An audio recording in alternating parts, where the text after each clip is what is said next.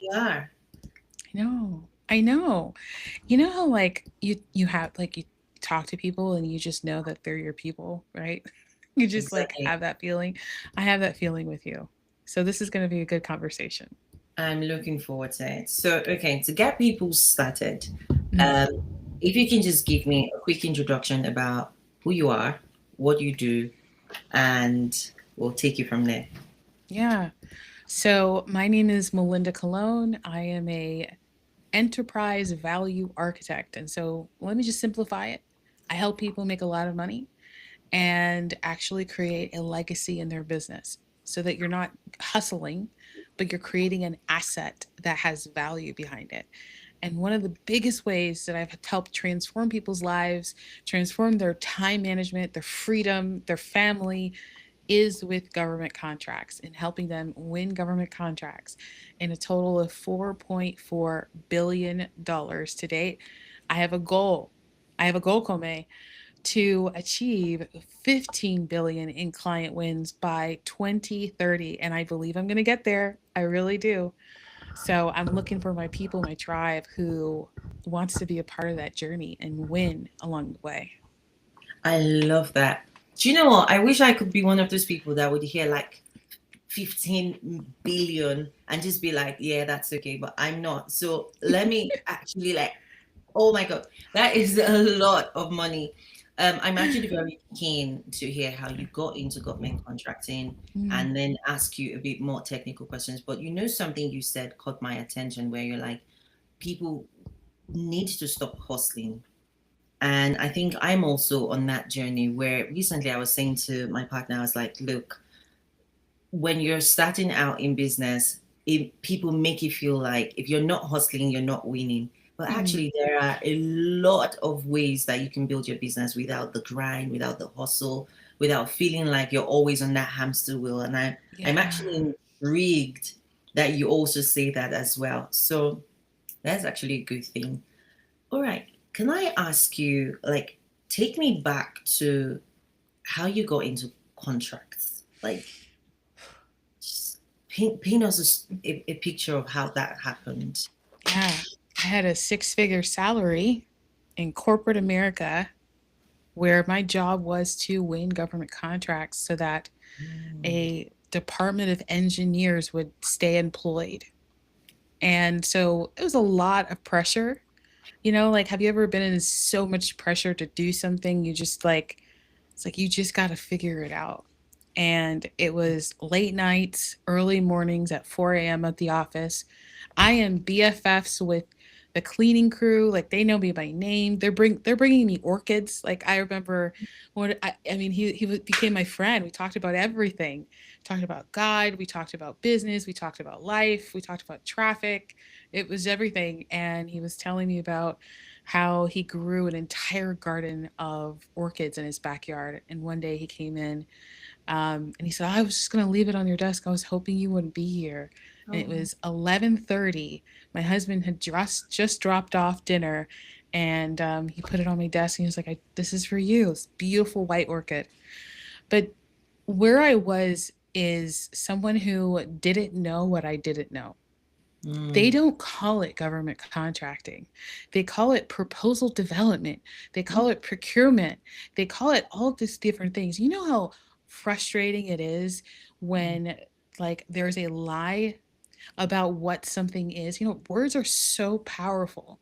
And just by just switching the words around, I was doing something that was so valuable to the small business owner who is looking everywhere for opportunities to grow. And it was right in my hand. I had no idea. And I thought to myself, there's got to be a way. mm, Now, there wasn't a book, there wasn't a manual on government contracts. There isn't one. And I think that it was intentional, right? We had, like, in the school system, they give you books on everything. You learn everything, and 90% of it, like, it doesn't even apply to life, right? But if somebody would have taught us the number one secret way to wealth, which is government contracts, it would have changed our life. And instead of making it about fear, we could have made it about freedom mm, and how it is something that we can dive into or add into our businesses right now. No matter where you are in your journey, adding government contracts transforms everything. So, fast forward, I was helping companies grow. The employers that I had, they were they were growing. They were going from the ninth floor to the penthouse suite renovation, from 20, 30 employees in the office to 150 in a year and a half. And I didn't see that it was tied to what I was doing, but it takes a step back. I had to take a step back and realize that the only way they could get there is with more contracts, more wins, more awards, right? And a significant percentage of that were government contracts. So when I went out on my own, I was fully booked in less than a week. And these were businesses that had already knew I was the best. I was winning awards. I was notable for doing this. And I started working with small businesses, sharing this with them, and transformed everything. That's when I met my mentors who taught me everything, and the GovCon sales strategy really took form. Can I ask you, Yeah. what you called it two separate things? You said it was procurement, it was Yeah. proposal contracting. Now, can I ask you, do you think it was deliberate? Like, were they actually trying to hide this information? Or was it just something that, it's just industry speak and it just happens to be something that people do not understand because they're not looking for the answers? Truthfully, I want to believe that they don't know, but Mm, someone had to have known. Right. And even when I speak to, I have an agency arm to my consulting business. And when I'm talking to corporate businesses, I'm talking to business development directors and chief marketing officers, I have to call it proposal development. I cannot mm, call it government contracting because immediately they think only federal. And so government is state, local, education, and federal. So mm, there's a lot of the there's a lot of terminology in government, but the word government is that means that many people don't even know what is government. The mm, police are government, fire stations are government, the school system is government, your courthouse is government. Those are all government agencies that need small businesses to deliver services to. And so this is something that it's I can't even, so that's where I'm in the middle. I know that there has to be people who know what this is, at the top of the top, because they're capturing or forecasting for decades ahead. And they already know who those players are. And then there are the employees who they don't even know the real terminology, the actual terminology that's used in the market. And that has to say a lot about corporate America, or just corporate in general. Isn't it easier for you not to know the value of what you do? Like, true. would it be easier? Because then it's easier for you to stay in the dark with the billions of dollars you're helping them make. If you knew that, right? Why would you not go out on your own? It's kind of like in the industry that I really got it started out in was construction and engineering. And it's really interesting, Kome. A lot of business developers, so this is another word for salespeople. A Oh, lot of business developers, they don't value what they do because they're being told that they don't have value. mm, And as entrepreneurs and business owners, it's the complete opposite. It's like everybody's trying to figure out marketing and sales, which are the number one two things that a business needs in order to run. It doesn't actually need delivery. It can always outsource, but sales and marketing, they need that. And so it's just really interesting how messaging matters in these situations mm. and how it's impacting what we know about truth. I like that. I like that. I just as you're speaking, I'm remembering me in corporate, and Yeah. I was helping companies fund deals, Mm. and we would write the credit paper, would get them funding, When I mean funding, I'm actually talking like loans and lines of revolving lines of credit. And I remember one time I helped a small business fund, and this was an Asian company. We helped them fund $250 million of Nice. projects in Africa. And I remember sitting down at my desk that day saying, I did all the paperwork, I Mhm. did everything.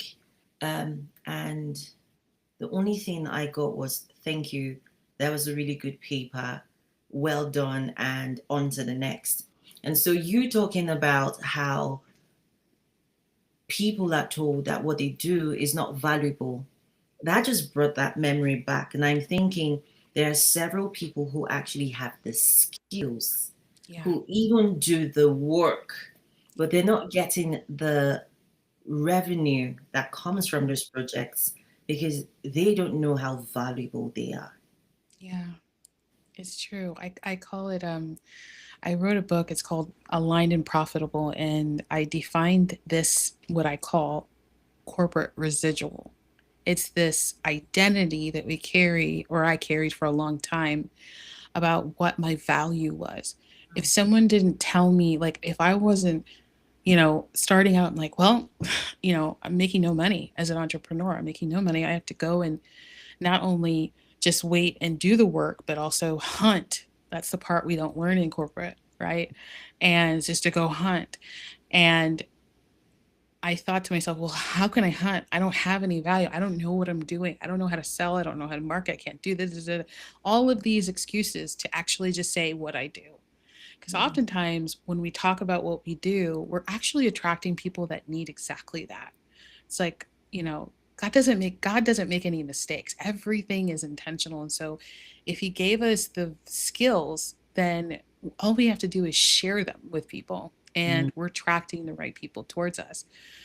And so it was hard at first. I mean, things that reminded me about my job would come up, and I'm like, I don't want to work with that company, or I don't want to work with that client, because they reminded me of the hard part of corporate, of not getting, acknowledged, right? Or someone taking the credit for something I did, or things like that. And I'm like, I don't want to deal with that. Right. Right.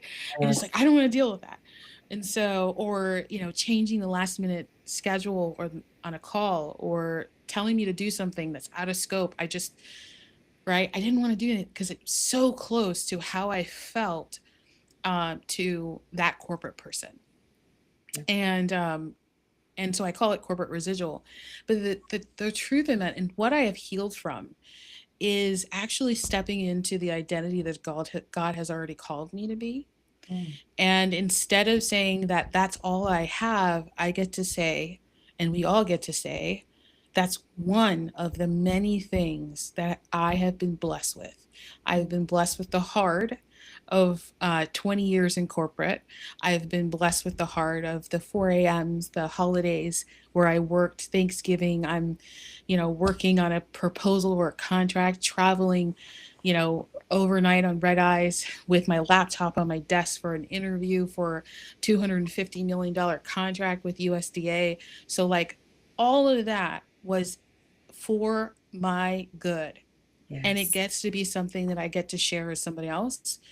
I do it again so that someone else didn't have to. awesome. I love that. I love that. Can I take you back a little bit to when you left that company? What was, tell me, what was the aha moment that you had where you're like, look, I can do this. I can actually start hunting Yeah. because obviously you weren't trained to do that in corporate. I can start hunting and just walk me through what happened. What happened was I'm stubborn. I was about to say I am stubborn. I am stubborn. I call it steadfast, right? That's a beautiful spiritual way of saying stubborn. But I actually had the calling for a long time. For, Mm, for 13 years, I knew what I was supposed to do, and I just decided not to because of a fear of identity. And it was one day I was driving home from work, and I was in the rush hour traffic line, far left lane, had my foot on the gas, and I passed out behind the wheel. And I came to, and I looked, and the car in front of me and the car behind me was still moving, and I was still moving, and my foot was still on the gas. And I thought, oh my goodness, what just happened? And what do I do? I mean, there's no, like, no one can tell me otherwise. I had angels that were with me. There's no way there was no way that I could be here. I was going 65 miles per hour. Doesn't make sense. But fast forward that night, my husband took me to the ER, and they thought I had a stroke because of all of my symptoms. And with all of the stuff that was going on, the technicians were in the room and everything that going on, and I'm looking over at my husband, and he just was trying to keep composure. He was just like, let me be strong for her. And I said to myself, that is it. Like, I cannot die like this. You know how when you know you're supposed to do something and life is hard until you start doing it. And so I started just in my mind, I just started planning.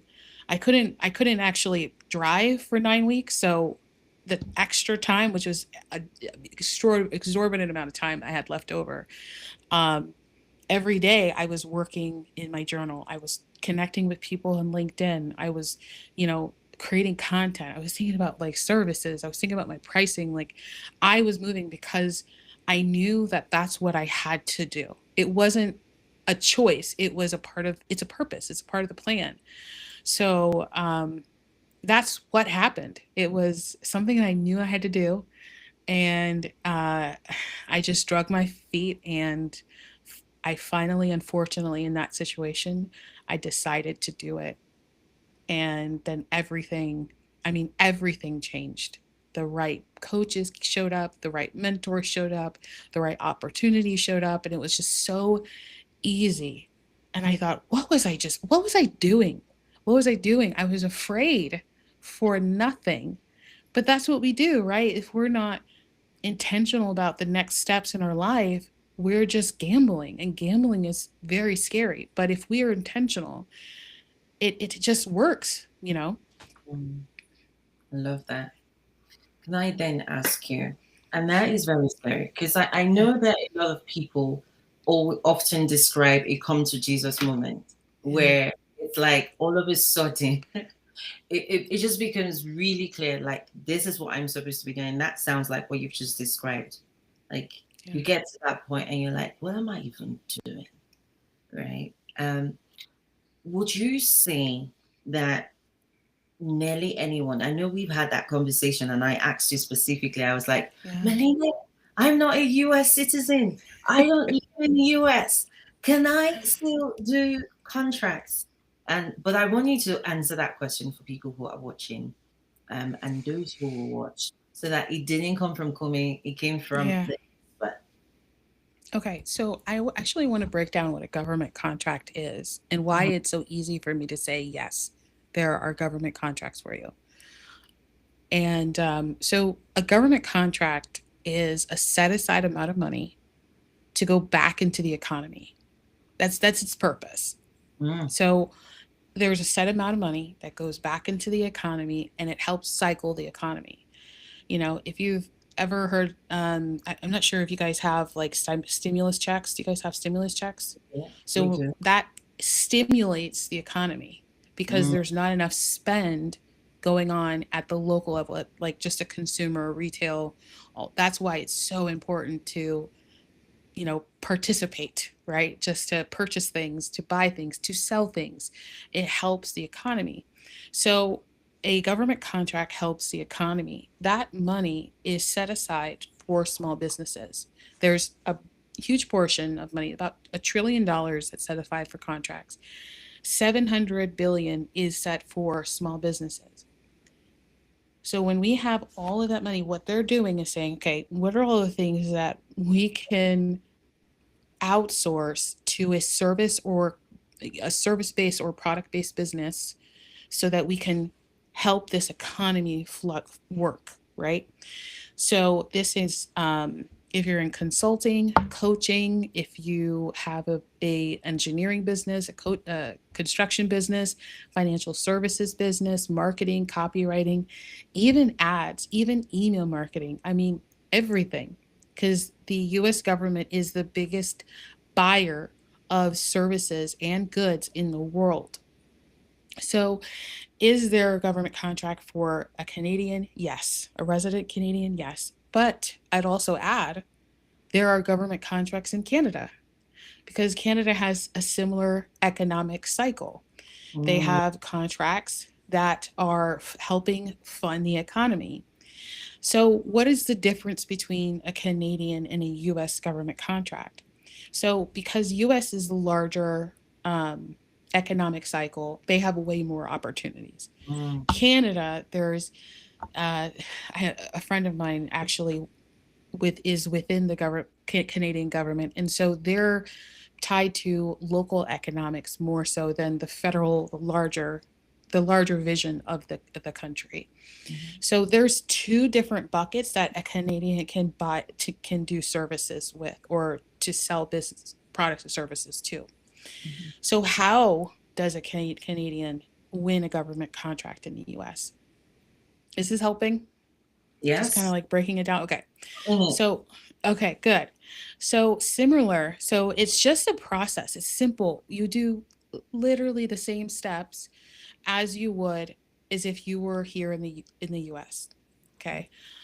There are companies that don't they actually don't have they're not registered or they are not located within the United States, and they are registered in sam.gov, and they do business with the US government. Mm, Same thing, vice versa. You know, there's Dubai, there's UK, Canada, there's Sweden, Mexico, China. I mean, these countries have their own government procurement process. Procurement is just like a sexy word for like purchasing.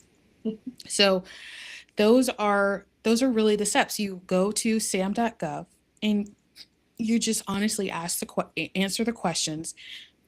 Excuse me. And one of the questions will say, "Is your headquarters located in the United States?" And you just say no. And it's going to ask another question similar to it's not verbatim, but it's going to ask you that question. It's going to ask you another question. Um, are you doing any importing and exporting of products? And so you say either yes or no if your business is a product based business or a service based business. So, besides that, you are able to bid on federal contracts. The state and local contracts, it gets a little tricky because they're wanting to promote the local community, which is why I mentioned Canada. So you can bid contracts in federal US and Canada mm. with the same business, same information. You just have to get them registered. That's it. That's all. You fill out a form and you're done. Um, so yeah, So, that's the answer. so What questions do you have? straight away, my brain is going, okay, what if I had a US based, a US registered company, Hmm. but I'm a foreign national? Hmm.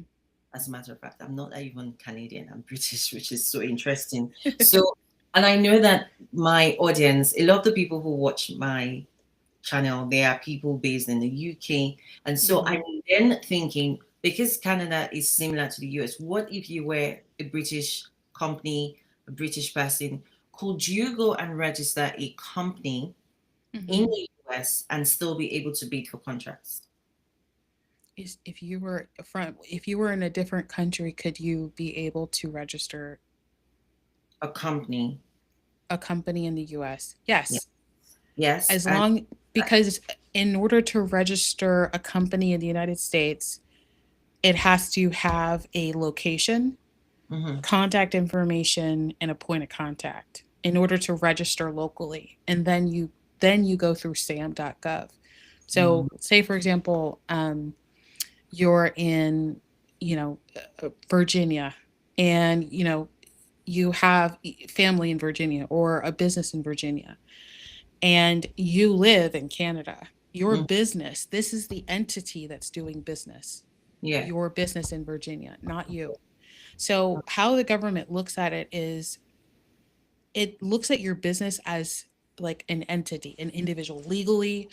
Legally on paper, if you talk to an attorney, a business is a separate entity than from you. So in government world, it's your business is a separate entity from you, meaning that you could have two businesses, five businesses registered in sam.gov, and just doesn't matter as long as you're completing the form, um, ethically, just making sure you're answering the questions appropriately, and that's it. It really is as simple as that. Yeah. Wow. Okay. So you know what? I'm gonna ask you this. You mentioned that there are different types of contracts you could do, whether you're a consultant or you're selling products.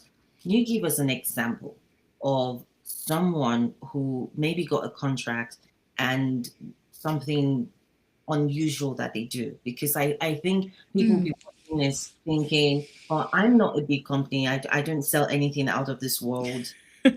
How does this Yeah. happen to me? Yeah. You know, gosh, what is so one of my clients won a $1 million contract for her solopreneur business. She does project management for museums. Yeah. When you're asking unusual, I was like, which one? And was really interesting. I It's really interesting is she was really hesitant at first to bid to actually respond to that opportunity, Mm-hmm. um, because she was small. She felt like, oh man, I don't think I got it in me, right? Or I need more information, or I need to do just things that come up when we're scared, right? And so I walked her through the GovCon sales strategy, and Mm, step by step, like a roadmap, almost like we're checking off things. I love checklists. So it was just like we're checking off things, making sure that we had everything in place. And the key here is in government contracting, it's not about you. It's kind of like how you run your business now. yeah. It's great to talk about your authority, but just make it really quick and, just high level.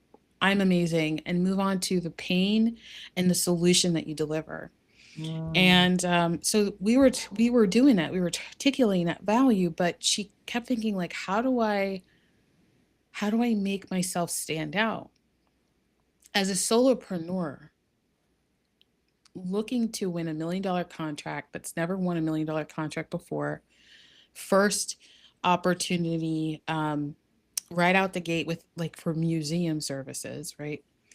Um, she didn't know what she didn't know, and so it was hard to see what would the outcome be. The fear of rejection, like what if I don't get this contract, what would it mean, like then everybody sees that I failed.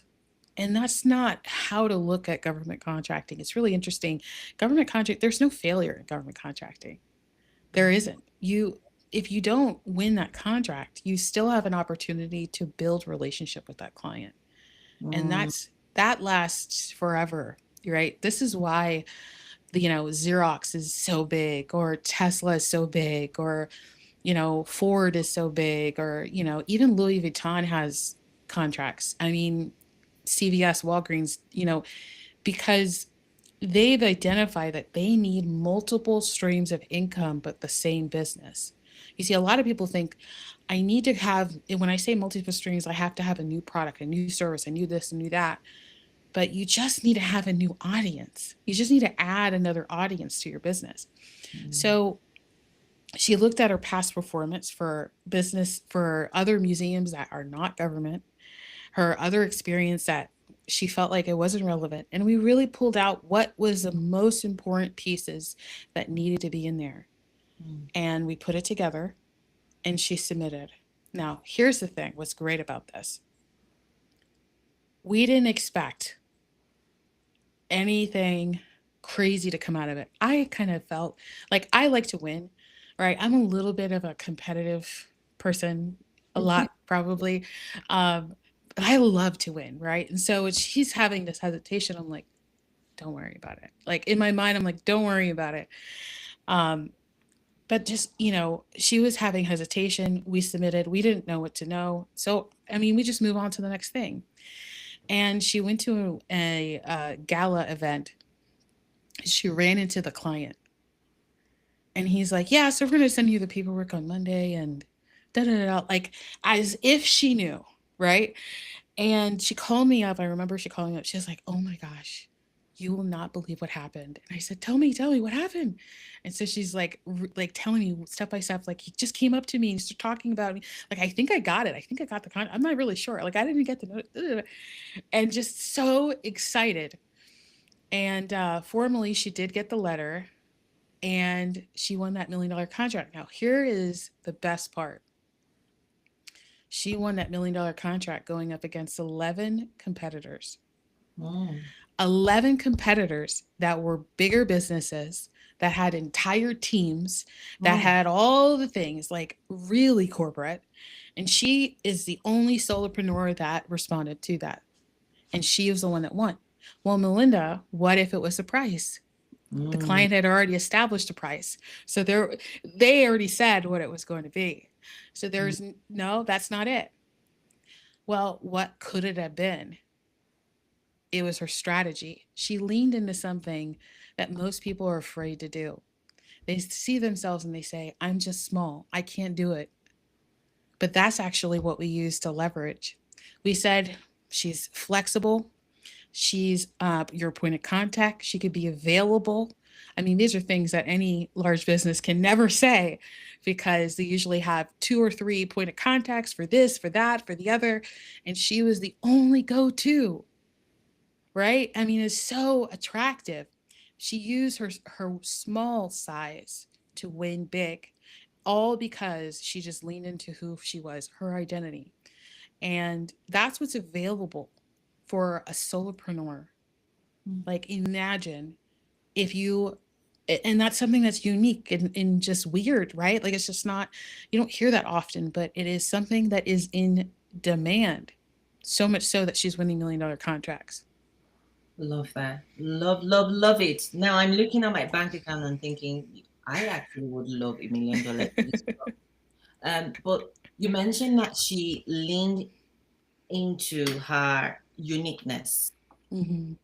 Do you need to have like a special writing abilities to be able to win contracts? No. I mean, I don't even really need to expand because here's the thing, like the person who is so like say for example someone sends you an email and they say, Kome, I need somebody to help me with email marketing. And you respond and say, yes, that's what I do. This is a testimonial. This is what I've done. And and you reply. That's your reply. Yeah. So the person who is asking, if I'm asking, I'm not the email marketing expert. So my questions are going to be so simple and so straightforward. I'm going to tell you what my challenge is, and I'm going to tell you what I want my outcome to look like. And you're going to, as an expert, you're going to be the one to respond back to me and say, here's what we got to do to get there from where you are. So that's what goes into your response in a proposal, is that. Okay. So no, you don't need to be like really good with words. Like, you just need to know how to explain something very simple at a 3rd to 5th grade level of writing. That's what we're really talking about here. And responding to the questions. This is one of the mistakes I see people make over and over again. They're afraid to respond to the question, or they don't want to. Like, they're choosing not to answer the question. And that just, I mean, why go through the effort of responding to then get thrown out? Because they don't even look at it if it's not complete, right? So just go through the effort of just completing it thoroughly and submitting it as just the way you talk. Like, make sure it's clean, clear, straightforward. It walks somebody through the process, your step-by-step process, because we all have processes. We all have habits. We all have loops. We all have processes. If someone says to me, they don't have a process. I help them pull out the process. I'm like, okay, so what do you do first? And then what Mm. do you do next? And what do you do next? And after that conversation, I say, okay, there's your process. You do that every single time, right? Yes. Okay, that's your process. So that's what they want. They want to see experts talk to that. Yes, you could use AI, ChatGPT stuff, but you really, the essence of being human needs to be in there. So we want to make sure that we're in co-collaboration with AI. Love, because you answered a major question that I have. Because I know that one of the things people are often afraid of when it goes into things like this is I'm going to be writing and trying to, it's almost like the way it is in my brain is like, am I going to need to write a thesis to get them to Yeah. see that I'm the right person? Mm, On the back of that is a different question. Like you mentioned something about it's always a win because you're building a relationship with the client, you're building trust. And so I'm thinking if I'm a Canadian company, how do I go about building that trust? Being mm, that I already feel like, oh, I'm a foreigner, I live yeah. in the US, I don't understand the culture, Yeah. and just take it away. Yeah. Oh, that's such a great question. So there's this, I shared these secrets. I'm going to share it with your community too, if that's okay. So a lot of people think I just can send an email. Mm. I would highly recommend you never send an email to a contracting officer unless you've been awarded a contract because they are looking at hundreds, and I'm not even exaggerating. I mean, some of them I have relationships with, they tell me these things. They're looking at hundreds of emails every day. So to send an email and assume that they're going to read it as soon as you send it, it's practically impossible. It's just frustrating. I mean, as a business owner, it's frustrating. I have been unsubscribing for over a year just from things that I get added to, right? But the thing that sticks out is your relationship. So how do you build a relationship with people in government contracting? Is on LinkedIn, is on in at events. So knowing what events to attend, even if it's virtual, that is a way to start building a rapport relationship. Mhm. Connecting with them on LinkedIn is another way to build rapport and relationship because they get to see how you are posting content, providing value. You DM them 2, 3 sentences max and just introduce yourself, tell them what you do. You're looking forward to working with that agency. And that goes a long way. That goes a long way. Another way to build a relationship is, oh man, should I share it? You know what? I'm gonna keep this one locked up and they can find out the third one at the masterclass, at the Gov Insider Masterclass. Oh, Yeah. that is It's so too good. juicy. Yeah. Okay. So it is definitely possible. The one thing I took away from that is don't go emailing people because I know Yeah. a lot of us we're used to pitching ourselves in the email. So let me ask you, you've mentioned that there are different levels of government. I mean, Mm. there's federal, there's state. How does someone decide which level they want to work with? So for Canadian, from what I understand, it's going to be easier for you to win a government contract at the federal level Mm. because at the state and local level, they're looking for people who live in their state, their city, their county, like their local province, because they want to make sure that the money is circulating locally. That's how they keep the money circulating in a local province longer. But I'm gonna give you this other one. Okay.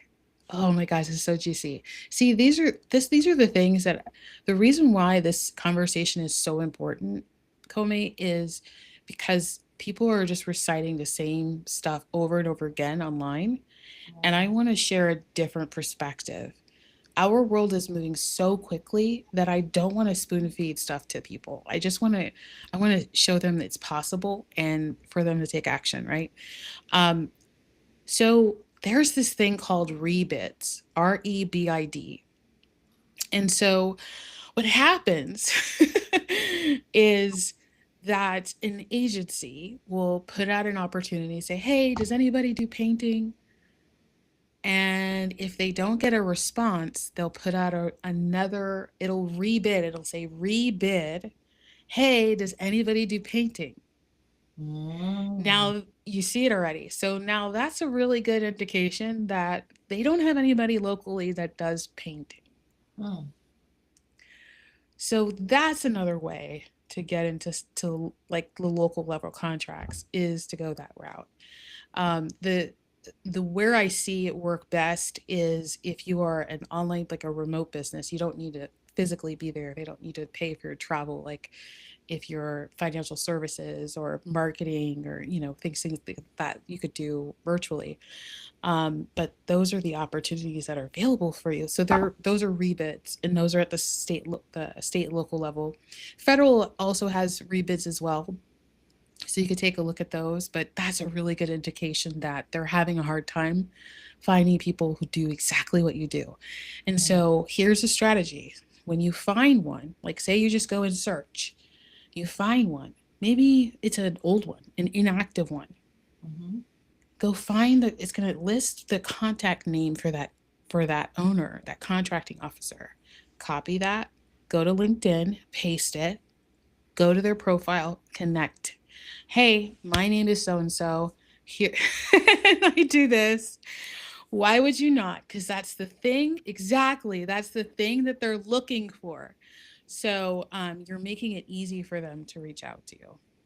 I love that. Can I ask you, so the rebates, are we going to see them on sam.gov or is there a different site for them? You will see them on sam.gov. Yes. Awesome, awesome, Yeah. awesome. And there are other sites to answer your question. Right. Yeah. It's Okay. there are a lot. So there's I partner with a company called MyGovWatch, and it's a procurement subscription site. So you can sign up for different states and Mhm. federal, local in education, and have them delivered directly to your inbox. And it's exactly what you do. So you say, I'm in financial services or I'm in email marketing, and it's just gonna automatically send you one email a day of all of the opportunities that are available to you for, wherever you're looking. So that way you're not all over the place trying to keep up with every single place. But as far as archives, so I mentioned like inactive ones, old contracts. Mhm. There's there's a website called usaspending.gov. Mhm. usaspending.gov. This is where you can find an archive of contracts, and search for anything. It's so much fun because there's so much data on there, and just have fun looking at different. This is what I teach people: is get comfortable seeing big numbers. Right? That, with God, there's no limitation to his abundance. So, what those big numbers are, they're not for you. They are for you if you take the right steps to go get it. Right? And so there are $1 billion contracts. I've helped my clients win $1 billion contract, one single $1 billion contract. And I've helped my clients win $150,000 contracts. They're all over the place. Hold Yes. on one more. It was really, I think I saw your eyebrows go, wait a minute, hold on, wait. Wait. I think not just me, I think everyone wants to know like what do you do for $1 billion? Hmm. Are you okay to share like what It's that to looks it is, so it's partially confidential. So like? so I'm going to share the services that they delivered, Mhm. and it is, or delivering, because it's a 6 year, it's a 5 year contract. So it is, it's project management consulting. I can manage projects. It's really interesting. They don't have certifications or licenses to, yeah, they're just consultants. Yeah, that's really interesting. I actually just caught that right now. They don't have certifications or licenses for doing what they do. Mm. Last question before we start Yeah. to wrap up. Like, Yeah. I'm thinking to myself, if they're not checking certifications and stuff, um, and I'm trying to find the right way to ask this, is it possible to get such contracts without proving that you've done this a billion times over? Like, could you be a new stage, like maybe within your first couple of years entrepreneur, and then Hmm. such contracts? Or do they want to see like thousands of reviews? She helped me do this and that and that. No. They Okay. just want to know that you could deliver the result and they can tell, right? I mean, this is why I say you want to coordinate with AI versus having ChatGPT write everything for you because it takes away the essence of what you do. Mm, Um, so, like, you could have one client, you could have experience from your job, from corporate, you could have just started your business, but whatever it is, this goes against a lot of what people say about it, but just stay focused on that service that you're delivering because there's a lot of opportunity. But here's the thing, what I'm trying to do is help you focus and go fast.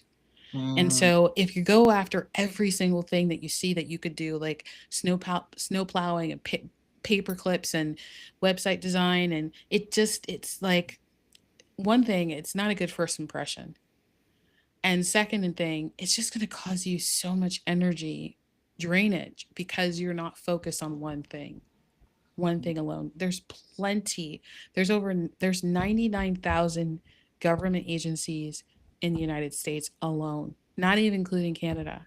So when someone says like I can't find opportunities, oh, you're just not looking because there are opportunities for practically everything. And the other thing that I would say is the GovCon sales strategy is something that you could apply to Canada too. It's the same mm. process, the same system. We've helped clients win contracts in Canada, in UK, in China, in Mexico, in Sweden. So it's the same system. The only thing that's different is the politics and the sales process because some are longer than others. And that's it. Okay. So I know you're having a masterclass coming up soon. Yeah. And I'm thinking, first of all, I want to win contracts. Like, I'm not even going to pretend that. Anyway, my community know I have a mouth and I say it as it is, and I'm always talking about. But you just saying someone got a contract of $1 billion. I'm like, look, I know what that will do to change my entire ancestry, not ancestry, legacy. Um, Legacy. so basically, I think the question is, please tell us how to connect with you, Yeah. and then give us more details about the masterclass because I know I'm going to be front seat with my notepad in hand. I'm going to be. I've been taking notes, but I'm going to be like, let's Yeah. let's get all the details together. It's so good. Oh man. So we do have a special link for your community. I want to make sure to get that to them. Actually, um, yeah, so we're going to have a special community down below this video in a few moments so that you can get access to that. And of course, you can find me on LinkedIn. That's where I hang out the most, and YouTube. That's where I have some content. I'm so excited. So I was praying. So I went to an event last week and I was praying during the event and I said, how can I serve people in a really big way that would just like open up their mind, right? Because, like, like really think about it. If we have everything we need in order to take the next step, then what's missing is our identity, is our belief in who we are. And so I came up with this series that is coming out soon to help people really go fast in government contracting. So you'll want to subscribe on YouTube as well, and follow me because that series is going to be intense, and it'll be recorded videos, and then we'll do lives to answer Q&A along the way. Because man, oh man, we're getting to 15 billion by 2030. Let me tell you. I'm looking forward to that. So just for everyone, we're going to put the link to register for the masterclass. where Melinda is going to run in depth. Like this was quick. This was a 40-minute conversation where we're just giving you the surface, but she's going to break down what it really takes to go into government contracting in the US, whether you're Canadian, you're a US citizen, or wherever you are. So that's going to be available beneath this video shortly. Yeah. I'm also going to add in the links so you can connect with Melinda on LinkedIn and on YouTube. Melinda, this has been the conversation I've been waiting to have. I'm so Yes. pleased that you came on. Thank you for Thank you. sharing not just your wisdom, but also Yeah, some really, really good stuff here. Oh, awesome. absolutely. I'm grateful and I'm honored and I love you, Kome. So this is such a great update connection, and we'll definitely be serving a ton of people, including just growing together. So I'm excited about this. Thank you Awesome. for having me. Thank you for being here. Bye, everyone. Okay, so Melinda, you can drop off, and I'm just going to close this out, and I'll call you Okay. back. Yeah. All right. Cool. Bye.